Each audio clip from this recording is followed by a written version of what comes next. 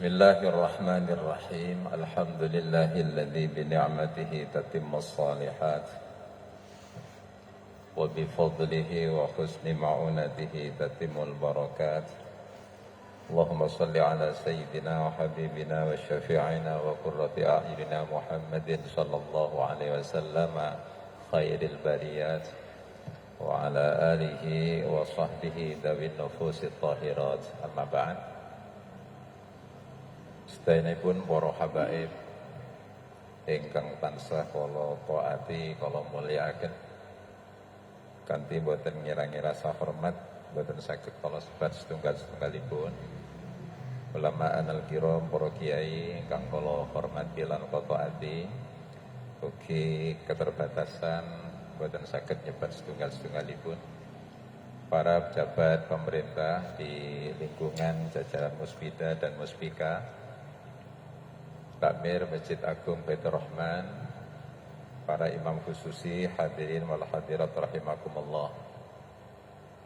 Mudah-mudahan di dalam waktu yang terbatas dan singkat ini saya diberi amanat untuk menyampaikan beberapa hal terkait dengan peringatan 17 Agustus 45 Hari Kemerdekaan dan kholnya Romo Syekh Guru kita sedaya Romo Kiai Haji Ahmad Asrari. Oleh karena itulah mohon izin, mohon berkenan tentu di dalam waktu yang terbatas ini mudah-mudahan saya bisa mencari benang merah, signifikansi, linier di antara dua momentum itu untuk kita ambil manfaat dan keterangan yang bisa diwujudkan dalam kehidupan sehari-hari. Amin ya rabbal alamin. Hadirat rahimakumullah.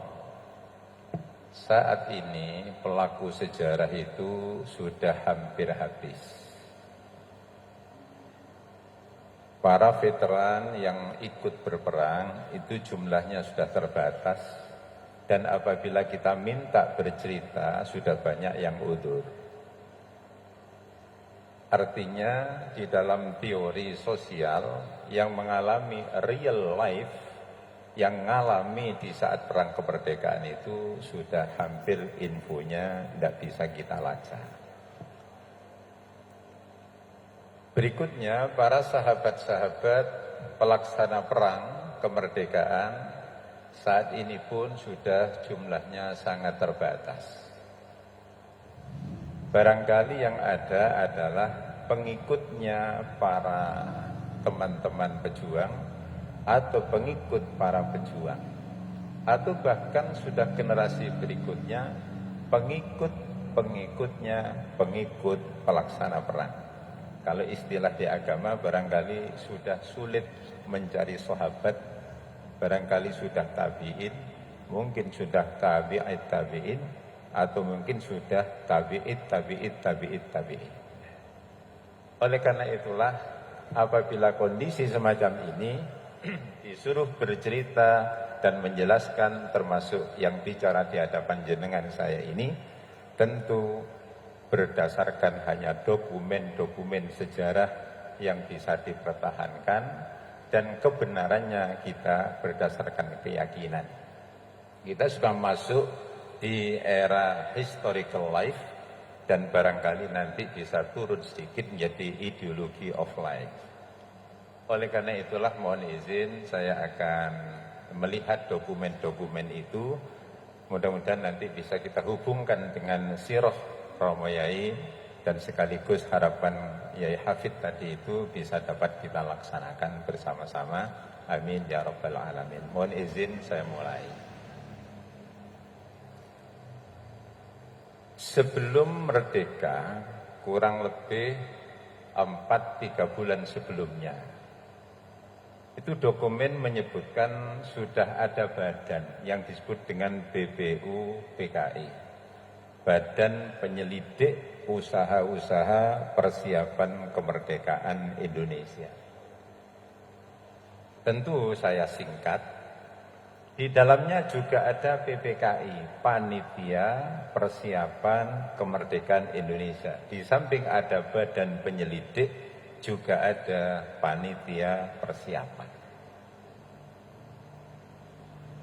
Anggota dari BPUPKI itu ada 38. Dan dari 38 ini kemudian dikecilkan menjadi panitia kecil, jumlahnya menjadi 9. Dan 9 inilah yang diamanati bertugas mengumpulkan dan menyelidiki usul-usul rumusan-rumusan dasar negara untuk dibahas dalam beberapa sidang berikutnya.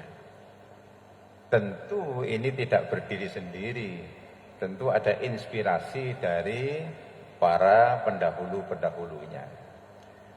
Siapa panitia 9 ini? Tentu dalam dokumen disebut 1 Pak Karno, 2 Pak Hatta, 3 Pak Yamin, yang keempat adalah Mr. Amaramis, yang kelima Kiai Haji Wahid Hashim, yang keenam Mr. Ahmad Subarja, yang ketujuh adalah Kahar Muzakir. Anak sekolah jangan salah, bukan Kahar Muzakar, tapi Kahar Muzakir. Kemudian yang ke-8 adalah Agus Salim, dan yang ke-9 adalah Raden Abikusno Cokrosuyoso. 9 inilah yang diamanati untuk menyelidiki persiapan-persiapan kematangan kita. Ini yang saya maksud tadi, tentu tidak berdiri sendiri, tentu ini adalah hasil dari pesan-pesan leluhur-leluhurnya. Makanya ada ulama Libanon, itu namanya Syekh Asaf. Nah, itu di sana menulis sebuah buku yang cukup tebal. Judulnya adalah As-Syekh Muhammad Hashim Asy'ari Wadi'u Labnatil Istiqlal Indonesia. Syekh Hashim Asy'ari peletak dasar sejarah kemerdekaan Indonesia. Ini yang sebenarnya panjang, kemudian lahirlah BPUPKI dan seterusnya itu, ada resolusi jihad dan seterusnya, tapi kita tidak akan bicara ke sana karena ini bukan penataran. Ini adalah pengajian, bukan penataran. Oleh karena itulah kita potong saat panitia 9 ini sudah sepakat disepakati oleh para leluhur-leluhurnya untuk menyiapkan, maka dicetuskanlah 2 dokumen, yaitu persiapan Pancasila dan dokumen yang disebut dengan dokumen ada 2 nama. Yang pertama disebut dengan Piagam Jakarta. Itu sebenarnya adalah istilahnya Dr. Rajiman Widyo Diningrat. Kemudian ada yang menyebut dengan Muqaddimah, itu istilahnya Pak Karno. Ini tidak penting untuk dihafalkan karena tidak mungkin mesti lali. Tetapi yang paling utama bagi kita, di dalam Piagam Jakarta atau Muqaddimah itu, maka ada 1 keyword, ada password, ada kata kunci, merdeka itu sebenarnya siapa yang memberi. Maka di sana disebutkan bahwa merdeka ini disepakati di alinea ketiga pembukaan itu dengan kalimat yang semua anak sekolah insya Allah hafal, atas berkat rahmat Allah yang Maha Kuasa. Dan dengan didorongkan oleh keinginan luhur supaya berkehidupan kebangsaan yang bebas, maka rakyat Indonesia menyatakan dengan ini kemerdekaannya. Ini yang harus menjadi catatan kita jamaah al-hidmah, merdeka ini adalah berkat rahmat Allah. Dan dari kata kunci rahmat Allah inilah saya berusaha untuk mencari kaitannya dengan contoh-contoh dari sirah-sirah dari panjenenganipun Romo Yai Asrori. Sebenarnya apa rahmat itu apa menurut konsep agama? Ulama Al-Jazair pernah mengatakan al-muslimu rahimun warahmatu khuluqun min ahlakih. Bahwa seorang muslim itu adalah rahim, adalah pelaksana rahmat. Warahmatu khuluqun min ahlakih, sedangkan rahmat itu adalah budi pekerti dari akhlak-akhlak seorang muslim. Jadi rahmat Allah yang diturunkan kepada manusia yang menyebabkan merdeka ini adalah bersumber kepada ar-rahmah khuluqun min ahlaki. Sehingga harus dalam bentuk budi pekerti. Tugas kita selaku pewaris kemerdekaan ini, mari kita jaga rahmat ini yang justru menjadi kunci kemerdekaan dengan cara yaitu menjaga akhlak-akhlak kita. Bagaimana akhlak ini seterusnya? Ada kalimat idz mansa'ur rahmati safa'un nafsi wa taharatur ruh. Karena sebenarnya berkembangnya rahmat ini adalah bersihnya hati, dan ini dilaksanakan oleh kita dalam ikut thariqah ingin membersihkan hati. Nah, wa taharatur ruh, lan bersihnya ruh. Nah, ini yang harus kita kembangkan. Para al-imam al-khususiyah dan para jamaah thariqah, terutama para muridin wa muridun, kita ambil bagian mengisi kemerdekaan ini, yaitu menjaga rahmat Allah dengan pengertian yaitu menjaga akhlak-akhlak yang baik. Wal muslimu bi'idyanihi al-khaira, dan juga termasuk dari rahmat ini adalah seorang muslim yang melaksanakan setiap hari kebaikan-kebaikan, wa amalihi as-salih wa ibtiadihi anis syarri wa jitinabihi al-mafasida, dan menjauhi hal-hal yang jelek, menjauhi barang-barang yang jelek. Itu semua adalah bentuk dari menjaga rahmat Allah Subhanahu wa ta'ala.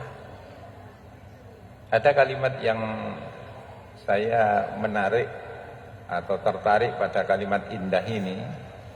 Kemudian ada kalimat begini, huwa daiman fi taharati nafsin wa tibi ruh, wa man kana hadha haluhu fa innar rahmata la tufariqu qalbah. Jika kita, ini tingkah kita, akhlak kita adalah akhlak tersebut seperti di atas, maka sungguh rahmat tidak akan pisah dari hati kita semua. Kalau rahmat nempel pada hati kita, maka merdeka ini tidak akan dicabut oleh Allah Subhanahu wa ta'ala. Nah, ini kata penulis kitab misdaqan liqaulihi ta'ala, cocok dengan dawuhnya Allah, a'udzu billahi minasyaitonir rajim, thumma kana minal ladzina amanu wa tawassaw bis sabri wa tawassaw bil marhamah ulaika ashabul maimanah. Para hadirin wa hadirat rahimakumullah, lebih mengerucut lagi mari kita kembangkan. Dari segi amalan, biqaulil Mustafa, berdasarkan sabda baginda Rasulullah sallallahu alaihi wasallam, Nabi pernah bersabda, innama yarhamullahu min ibadihi ar-ruhama. Allah akan berikan rahmat kepada hambanya, diberikan kepada orang-orang yang ruhama, yang hatinya itu mampu untuk menebar belas kasih kepada sesama. Bahasa panjen itu ojo pegelan, ojo muring-muringan, hati ayo sing sering nyepuro, itu nanti insya Allah akan turun rahmat-rahmat itu. Waqulihi, dan juga sabda baginda Rasulullah sallallahu alaihi wasallam, irhamu man fil ardi yarhamkum man fis sama. Maklum maknanya ini. Kita disuruh untuk beras kasih kepada semua makhluk di bumi ini, nanti akan turun rahmat-rahmat Allah yang dari langit. Bahkan wastirsyad dan biqaulihi alaihi salatu wassalam, Nabi juga pernah bersabda, man la yarham la yurham, man la yarhamu la yurhamu. Barang siapa yang tidak mau untuk menebar belas kasih, maka tidak akan dirahmati oleh Allah Subhanahu wa ta'ala. Berikut juga ada kalimat dari baginda Rasulullah, la tunza'ur rahmatu illa min syaqiyyin. Tidak mungkin rahmat itu dicabut oleh Allah kecuali bagi orang-orang yang celaka. Lalu ada bahasan panjang, warahmatu wa in kanat haqiqataha riqatal qalbi wa yatafan nafsil al-muqtadi lil maghfirah wal ihsan fa innaha lan takuna daiman mujarrada atifihi nafsihi la akhara laha fil kharij. Yang artinya kalau kita sudah mampu untuk menanamkan rasa rahmat ini dalam hati kita, itu jangan dikira tidak ada tanda tanda zahirnya, pasti ada. Kalau thariqah kita jalan, apabila amalan kita jalan, rahmat Allah ada di hati kita, tidak mungkin itu akan bersembunyi di hati kita, tidak mungkin. Bal innaha zatu atharin kharijiyah, tetapi itu ada dampak yang luar biasa yang keluar menjadi sifat kepribadian setiap hari. Wa mudahir haqiqiyatin tatajassamu fiha fi alami syahadah, dan itu muncul menjadi etika keseharian, akan menjadi etika keseharian. Apa itu?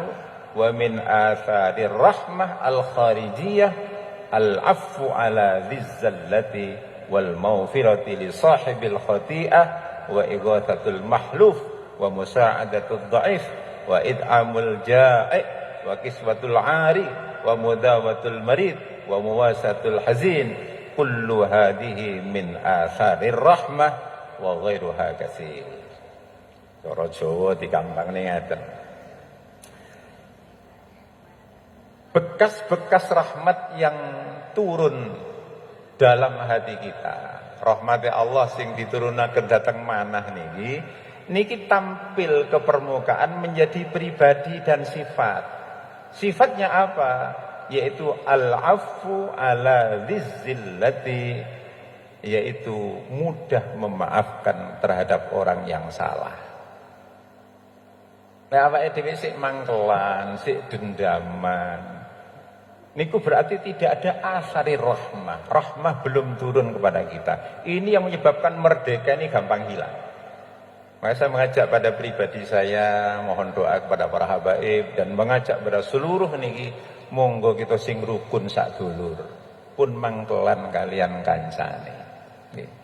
Kalau ini terjadi, belum ada asari rahmah al-kharijiyah. Nah, wal maufirah li sahibil khati'ah. Manusia pasti salah. Dan manusia salah ini, mari kita maafkan secepatnya. Menolong yang lemah, musa'adatul dha'if, wa id'amul ja'i, memberi makan kepada yang lapar, wa kiswatul 'ari, memberikan pakaian kepada orang yang telanjang, wa madawatul marid, kita juga mengobati orang yang sakit, wa muwasatul hazin, dan juga memberikan kabar gembira, berbunga kepada orang yang susah. Ini semua adalah kullu hadhihi min atharir rahmah wa niki atharir. Semua itu adalah bentuk dari kerahmatan ini. Niki kula ndek ngriki para hadirin. Dadi monggo kita sedaya niki ning griya. Monggo pun pegelan dateng bojo, pun pegelan dateng anak. Ampun ngantos kita sedaya niki para muring-muringan dumateng dulur kandung. Pun ngantos kita sedaya niki para rawuh mboten menyatu kepada misanan sak piturutipun. Karena semua itu adalah bentuk, kalau muncul adalah dari rahmatnya Allah Subhanahu wa taala. Saking niki kula terus emut dateng Rama Yai Ahmad Asrori, guru kita. Niki penutup diluk mawon, yang penting ini penutup. Kula di tahun 93 nalikane Romo Yai kula awal-awal masuk ke Panjen.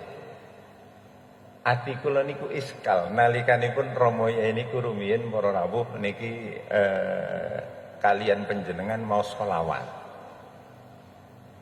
Niki kalau dereng matur teng Gus Hafid nyuwun izin kalau saya salah. Kula rumiyini iskal. Iskal niku mboten mangkel mboten. Tapi wonten unek-unek keheranan. Ternyata kalau saged mengambil hikmah dari beliau niku zaman sakniki. Rumiyin Romo Yai niki para rawuh kula piraken sampai sekarang. Yang membuat iskal kalau baca sholawat. Kenapa kok saya iskal? Riwayat-riwayatnya itu yang dibaca adalah sholawat tiba. Alhamdulillahil qawiyil ghalib al-waliyyit talib sampai wa ma asa ahdiru qulubakum, itu adalah sholawat tiba. Karya Al-Imam Abdurrahman bin Ali Az-Zabidi yang wafat tahun 944. Tapi saat makom yang dibaca itu adalah Maulid Habib Ali bin Muhammad Al-Habsyi Al-Hadrami yang wafat di tahun 1333. Mboten damel asraqal badru alaina, tapi pakai asraqal qaunub tihaja. Kula rumiyin mikir, napa mboten talfik niku dicampur-campur. Zaman dulu. Di iklilnya itu yang difatihai adalah Asy-Syaikh Al-Barzanji yang wafat tahun 1177. Itu kok pun penjenengan teliti itu kok mboten, tapi kok sampun iki. Kok dicampur-campur membaca. Wah, niku rumiyin kula tahun 9, ngapunten Pak Uripan, di tahun 99. Ati kula niku, yai kok maca dicampur-campur. Padahal orang desa itu kadang-kadang kalau tiba melulu. Kalau simtud duror melulu. Bahkan kadang-kadang terjadi persaingan grup tiba dan grup simtud duror. Tapi yai sudah mampu di tahun itu, tentu min usuli dari atas-atasnya Al-Basri Utsman. Itu diramu. Orang desa ikut sholawatan, apal karena yang baca Alhamdulillahil qawiyil ghalib al-waliyyit talib al-ba'ithil manihis salib dan seterusnya. Yang dibaca fahtazzal arsu taraba wastibsyara wasdadal kursi haibatan wa baqara. Saat makom buatan asraqal badru alaina, tapi asraqal qaunub tihaja. Ini pun kalau teliti. Nah, saat membaca buatan khususon ila ruhi, saat diilik ditahlil buatan Asy-Syaikh Al-Imam Abdurrahman bin Ali Az-Zabidi indah, buatan dibaca Asy-Syaikh Al-Habib Ali bin Muhammad Al-Habsyi indah, tapi Asy-Syaikh Al-Barzanji niki sakniki kula para rawuh benar-benar kagum kepada beliau bahwa dari tahun dulu sudah membayangkan di akhir zaman ini akan banyak perpecahan-perpecahan. Akan banyak saudara-saudara yang tidak rukun. Oleh beliau diberi contoh, ini baca bersama, semua dibaca sehingga nanti barokahnya menyatu, sehingga ini adalah nilai persatuan dan kesatuan yang luar biasa. Apabila ini kita dalami betul, maka dari abad atau di abad ke-9 di tahun 944 tiba di Cangking. Wong desa sewenang apal kabeh. Karena kalau rawinya riwayatnya Simtud Duror, wong desa kata simboten apa. Kemudian saat makom yang dibaca adalah makom yang ditulis oleh Habib Ali bin Muhammad Al-Habsyi Al-Hadrami. Ini catatan sejarah wafat beliau itu tahun 1333. Kalau Burdah itu tahun 600 sekian. Abu Ja'far bin Zaid Az-Zabidi Al-Busiri, Imam Al-Busiri. Nah, Fatihahnya lebih canggih. Asy-Syaikh Al-Barzanji tahun 1177. Maka perjanjian masuk, tibaan masuk, simtud duror masuk, dikelola menjadi buku, menjadi panduan kita yang setiap hari kita kesah. Ini adalah simbol beliau menjaga rahmat Allah, sudah tahu di tahun itu bahwa sekarang ini harus kita kembangkan semacam ini.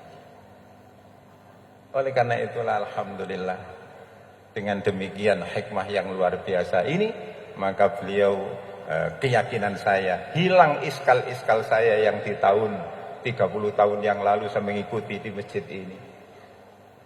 Saya sering mengikuti, saya masih muda, masih awal-awal gitu panjen dulu di jalan-jalan raya ikut. Yang dulu iskal hilang berangsur-angsur. Ternyata beliau bukan talfik dalam fikih, misalnya dalam fikih, bukan mencampur aduk sholawat, bukan. Tapi ini adalah sarana merajut persatuan dan persatuan yang luar biasa. dan ini adalah pelajaran besar bagi kita para imam khususi dan para muridin wal muridat ini untuk selalu kita menyatu menjadi satu saudara, dan inilah yang akan menjadi rahmat Allah turun kepada kita. Karena ingat, Rasulullah sempat mengeluarkan pernyataan keras di padang Arafah pada saat ada seseorang yang masih belum menyatu dengan saudaranya, maka bahasa Rasul, innar rahmata. Ini versinya kitab At-Targhib wa Tarhib karangan Syekh Zakiyuddin. Nah, niki Syekh Zakiyuddin Abdul Azim Al-Mundhiri. Di 4 jilidnya kitab yang besar-besar itu, di sana pakai isim ma'rifat innar rahmah. Tapi kalau pakai Tambihul Ghafilin karangan orang Rusia, orang Uzbekistan, itu pakai inna rahmatullah, pakai isim nakirah. Inna rahmatullah atau inna rahmah sama la tanzilu ala qaumin fihim qati'ur rahim. Ingatlah kata Rasulullah di padang Arafah saat haji wada, rahmat Allah tidak akan turun pada kelompok manapun manakala di dalam itu ada yang tidak menyatu dan tidak rukun.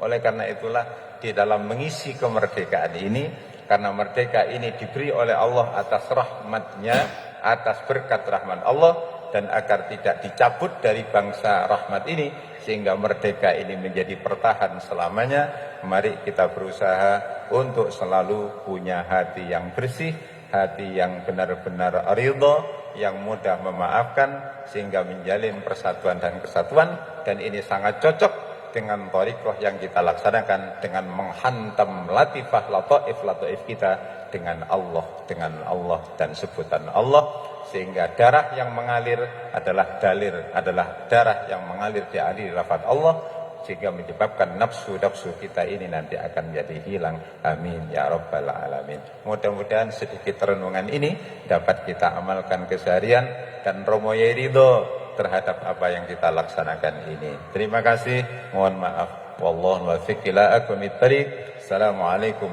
warahmatullahi wabarakatuh.